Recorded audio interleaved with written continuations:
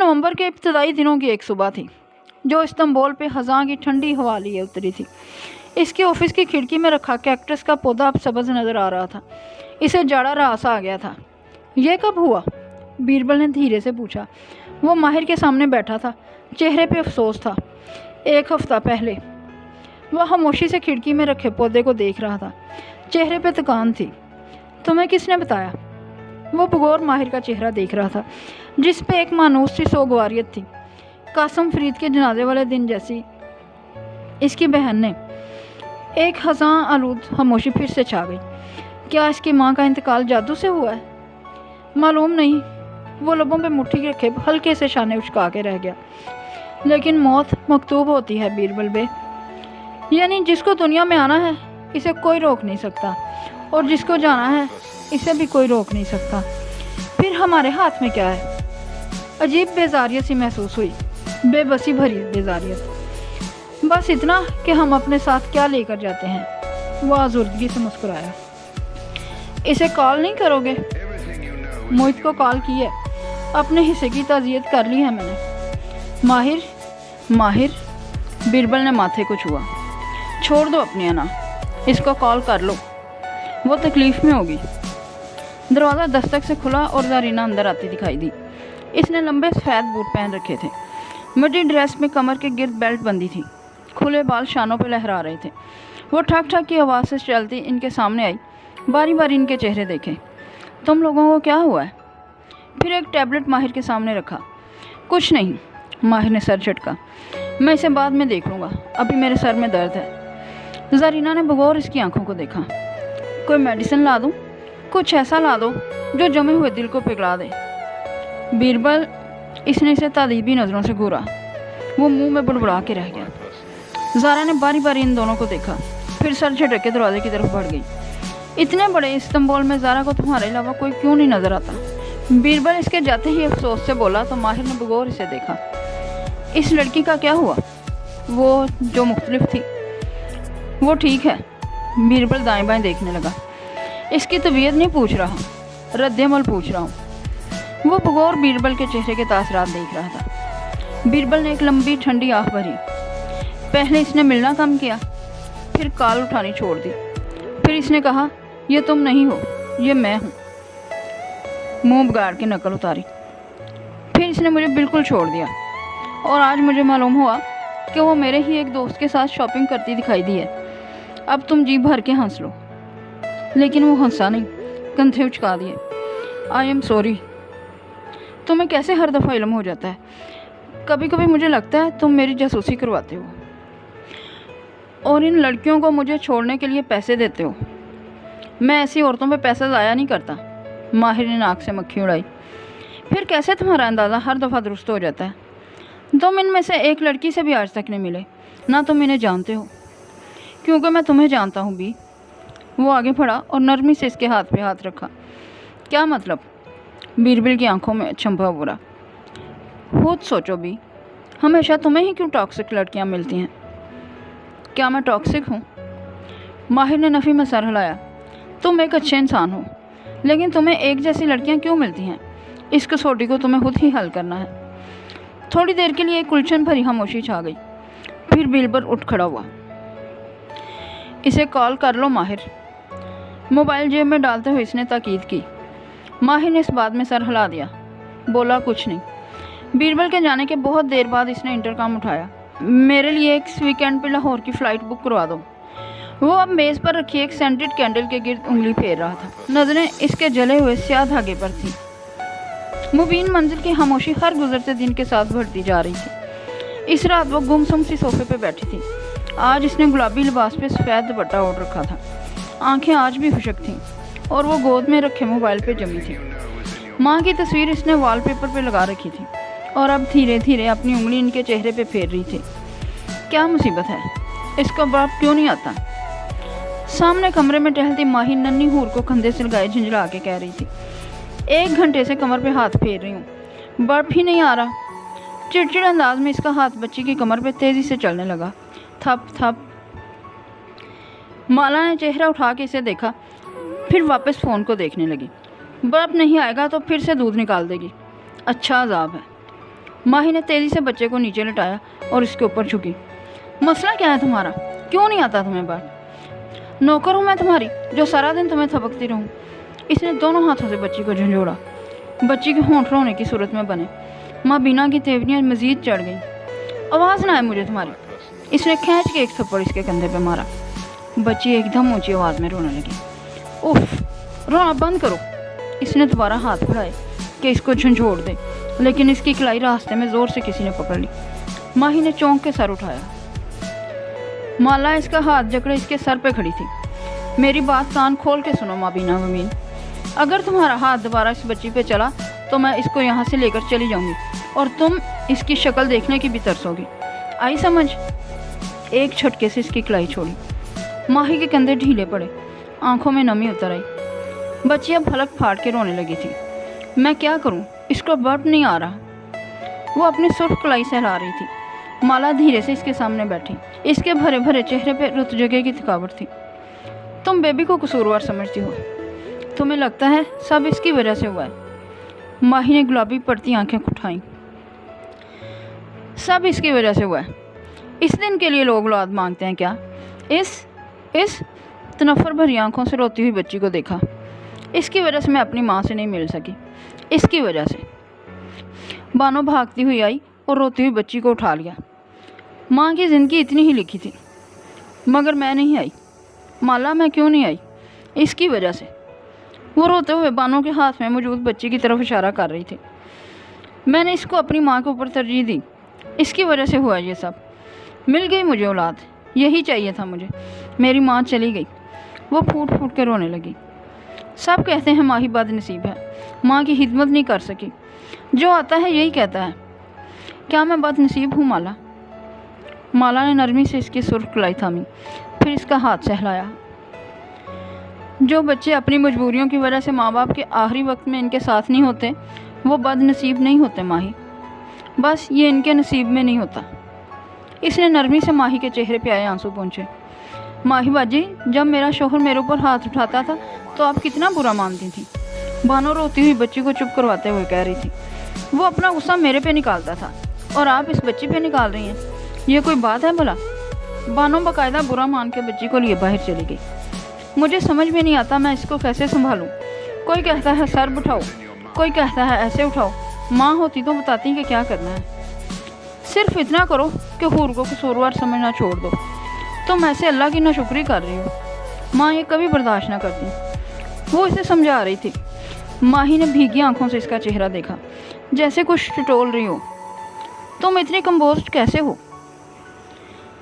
क्योंकि मैं कुछ ऐसा जानती हूँ जो तुम नहीं जानती। माही के आंसू ठहर गए। तुम मुझसे शेयर नहीं करोगी? करूँगी, जब तुम्हारे आंसू रुकेंगे और तुम्हारी नज़र देखने के काबिल होगी। माही टुकर टुकर इसका चेहरा देखने लगी। वो दोनों कब से एक दूसरे के साथ राज रखने लग गई थी। माला बाजी, बानो की छोटी बहन ने अंदर झांका। मेहमान आए हैं, वो जो बाहर के मुल्क में रहते हैं। माला की गर्दन तेज़ी से मुड़ी। कौन? कैफ? नहीं, वो ज़ियाद साहब की अम्मी। इसकी अटकी सांस जारी हुई, कंधे ढलक गए। वो माही को देखे बिना उठ खड़ी हुई, जो बहुत गौर से इसे देख रही थी। कैफ? तुमने कहा कैफ? माला इसकी तरफ नहीं पलटी, मुंह से निकला था मगर जहन से नहीं निकला। माला ने जवाब नहीं दिया।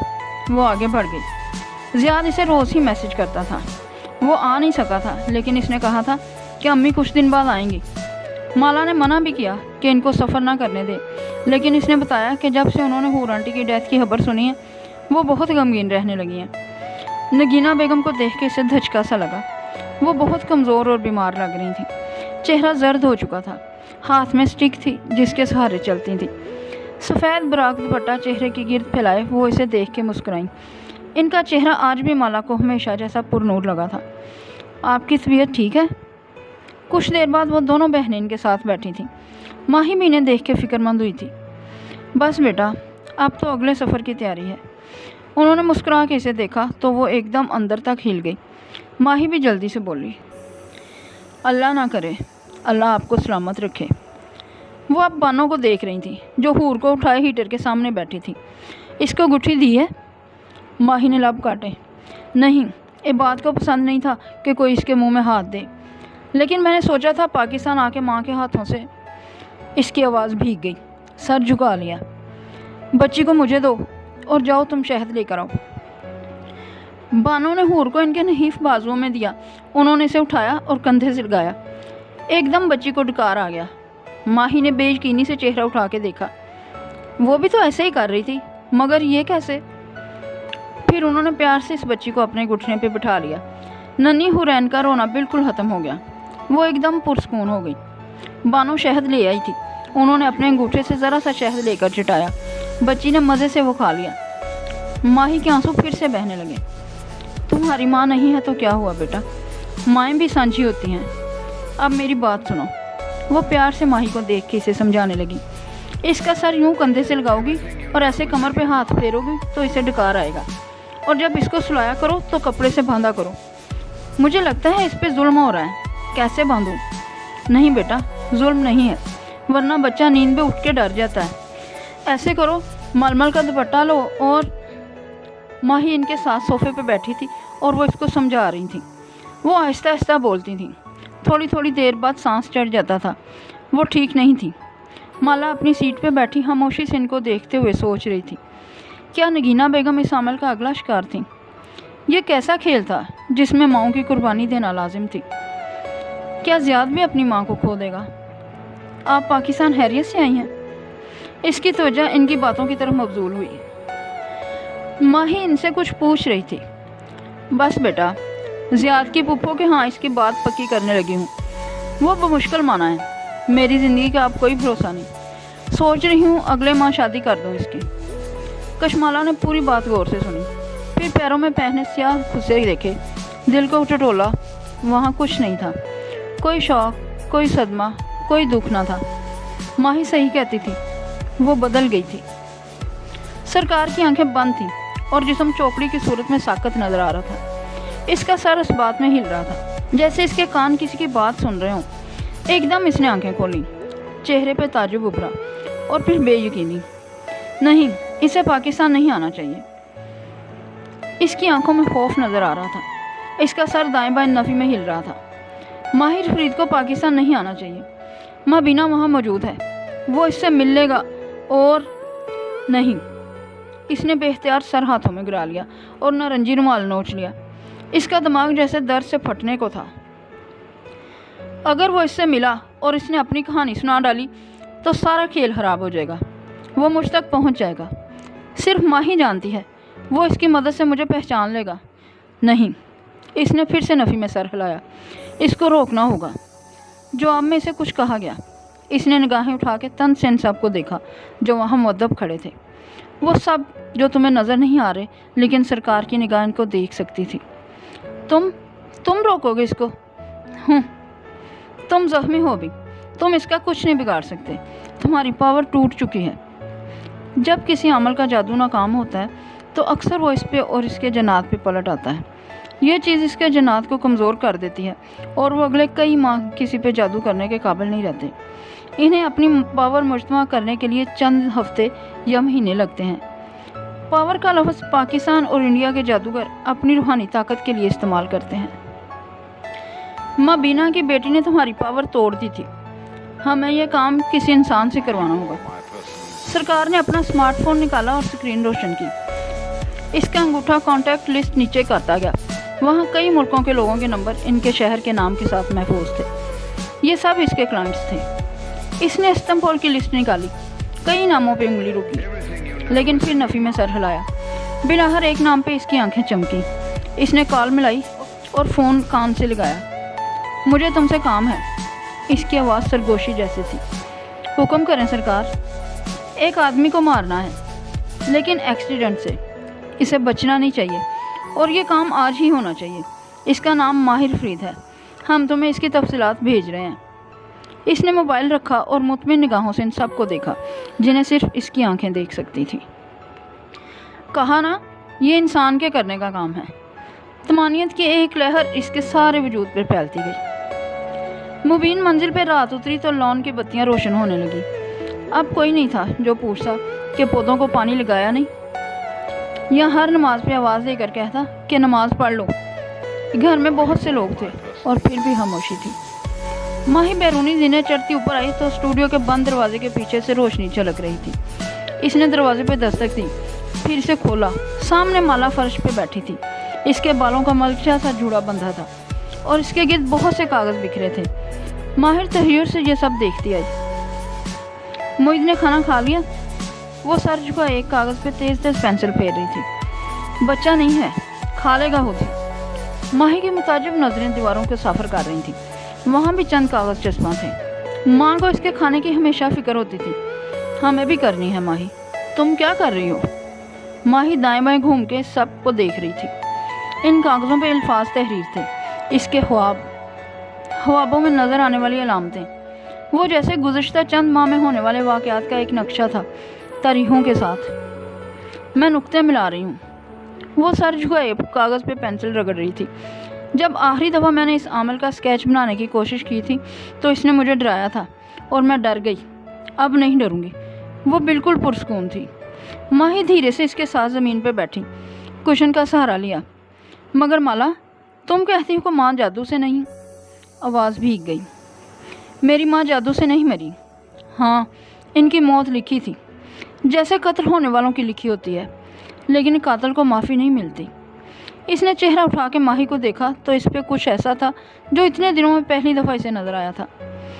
اس عمل کے جادو نے میری ماں کو 6 ماہ بہت تکلیف دی ہے، مجھے کئی ماہ ہراساں رکھا، اور اب نہیں۔ اس نے دیواروں کی طرف اشارہ کیا۔ میں اس عمل کو ڈھونڈوں گی اور اس کو ہائر کرنے والے کو بھی، اور پھر میں اس سے اپنی ماں کی ہر تکلیف کا انتقام لوں گی۔ لیکن ہم اسے کیسے ڈھونڈیں گے؟ ہم اس کے بارے میں کچھ بھی نہیں جانتے۔ 2 باتیں ہم جانتے ہیں۔ اس نے انگلیوں کی وی بنا کے دکھائی۔ جب اس نے مہندی کے فنکشن میں مجھ پہ حملہ کیا تھا تو میری گردن سے خون نکلا تھا۔ مجھے اس کے ہاتھ سے کچھ چبھا تھا، یعنی وہ عمل ایک خاص قسم کی انگوٹھی پہنتا ہے جس کا پتھر نکیلا ہے اور وہ اسے اندر کی طرف موڑے رکھتا ہے۔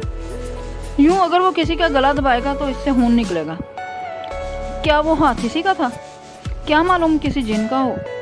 ماہی نے کہتے ہوئے ادھر ادھر دیکھا۔ وہ انسان کا ہاتھ تھا۔ اس نے جادو کے ذریعے یہ کیسے کیا مجھے نہیں معلوم، لیکن یہ اسی کا ہاتھ تھا۔ وہ پر یقین تھی۔ اور دوسری بات، مالا نے جواب دینے کی بجائے ایک کاغذ اس کے سامنے رکھا۔ ماہی نے حیرت سے اسے تھاما، پھر زمین پہ بکھرے دوسرے کاغذوں کو دیکھا۔ ان سب پہ ایک آدمی کے چہرے کے مختلف زاویے بنے تھے، دائیں بائیں، سامنے سے۔ اس کے سامنے سے بال جھلک رہے تھے اور سر پہ نارنجی رومال بندھا تھا۔ وہ رنگین تصاویر تھی، 100% بال صاف واضح تھے۔ یہ ہے وہ عمل جس نے میری ماں پہ جادو کیا تھا، اور مجھے یقین ہے وہ اب بھی میرے پیچھے ہے۔ ماہی بنا پلک جھپکے ان تصاویر کو دیکھ رہی تھی۔ پتہ نہیں کیسے، کہاں، مگر میں نے اسے دیکھ رکھا ہے ماہی۔ میں نے بھی، وہ بڑبڑائی۔ مالا چونکی، پھر تیزی سے آگے ہوئی۔ تم اس کو پہچانتی ہو؟ مبینہ مبین نے اس بات میں سر ہلایا۔ وہ بالکل شل تھی۔ یہ نہیں ہو سکتا، ناممکن۔ ماہی بے یقینی سے کبھی اسکیچ والے آدمی کو دیکھتی، کبھی چہرہ اٹھا کے مالا کو۔ یہ ماہی کے حلق سے نکلنے والے اگلے الفاظ پہ کشمالا ایک دم پیچھے ہٹی۔ ایک جھماکے سے اسے یاد آ گیا تھا کہ وہ اس شخص کو کیسے جانتی تھی۔ سریار میں بنی اپارٹمنٹ بلڈنگ کے سامنے لمبی سڑک تھی جس کے پار باس فورس کا پرسکون کنارہ تھا۔ کارنش پہ فٹ پاتھ بنا تھا جہاں فاصلے پہ بینچ رکھے تھے۔ رات گہری ہو چکی تھی۔ کچھ لوگ بینچوں پہ بیٹھے تھے، کچھ ساتھ ٹہل رہے تھے، کچھ سودے سلف کے شاپر اٹھائے تیز تیز چلتے جا رہے تھے۔ ایسے میں ماہر سر جھکائے، جیبوں میں ہاتھ ڈالے دھیرے دھیرے قدم اٹھا رہا تھا۔ اس کا ذہن کہیں الجھا تھا۔ بال ماتھے پہ بکھرے تھے اور شیو آج زیادہ ہی بڑی ہوئی تھی۔ وہ جب سے آفس سے آیا تھا طبیعت مزمل سی ہو رہی تھی۔ اپارٹمنٹ میں گھٹن ہونے لگی تو وہ نیچے آ گیا۔ سامنے کہیں کشتیاں کھڑی تھیں اور کہیں موسیقی گونج رہی تھی۔ دفتن وہ رکا، موبائل روشن کیا۔ اسکرین کی نیلی روشنی اس کے چہرے پہ پڑنے لگی۔ اس نے مطلوبہ چیٹ کھولی، ایک چیٹ جسے وہ کئی دفعہ کھول چکا تھا، جسے وہ کئی دفعہ کھول کے بند کر چکا تھا۔ کی پیڈ پہ انگلیاں چلنے لگیں، چند الفاظ لکھے پھر مٹا دیے، سر جھٹک دیا۔ وہ مالا سے نہیں، مبینہ سے ملنے جا رہا تھا۔ کیا کر لے گی وہ زیادہ سے زیادہ؟ غصہ کرے گی؟ چلائے گی؟ دیکھتے ہیں۔ बड़बड़ाते हुए वो आगे बढ़ गया। इसकी अपार्टमेंट बिल्डिंग सड़क के सामने थी। सड़क पार करने से पहले आदतन दाएं बाएं देखा। कोई कार इस वक्त नहीं गुजर रही थी। करीब में एक स्याह रंग की SUV खड़ी थी। वो सड़क पे आगे बढ़ा। ऐसे ही जहन के किसी खाने में एक ख्याल उभरा। वो 1-1.5 मील की वॉक के बाद अपार्टमेंट वापस आया था। ये SUV काफ़ी देर से इसके करीब नज़र आ रही थी। इसकी लाइट्स बुझी हुई थी, लेकिन इंजन ऑन था। इसने कदम आगे बढ़ाए। फिर जो हुआ वो 3 सेकंड के अंदर अंदर हुआ। एकदम स्याह SUV के टायर चरचराए। वो पूरी रफ्तार से आई। माहिर फरीद ने गर्दन इस तरफ घुमाई। कदमों ने हरकत की, लेकिन तब तक बहुत देर हो चुकी थी। स्याह कार पूरी कुव्वत से इसे टकराई और जन से आगे निकल गई। आसपास शोर बुलंद हुआ। बहुत से लोग इस तरफ भागे जहां सड़क के किनारे एक आदमी ऊंधे मुंह गिरा हुआ था। साथ इसका मोबाइल चकनाचूर हुआ पड़ा था और खून का एक तालाब था जो इसके गिर्द जमा हो रहा था।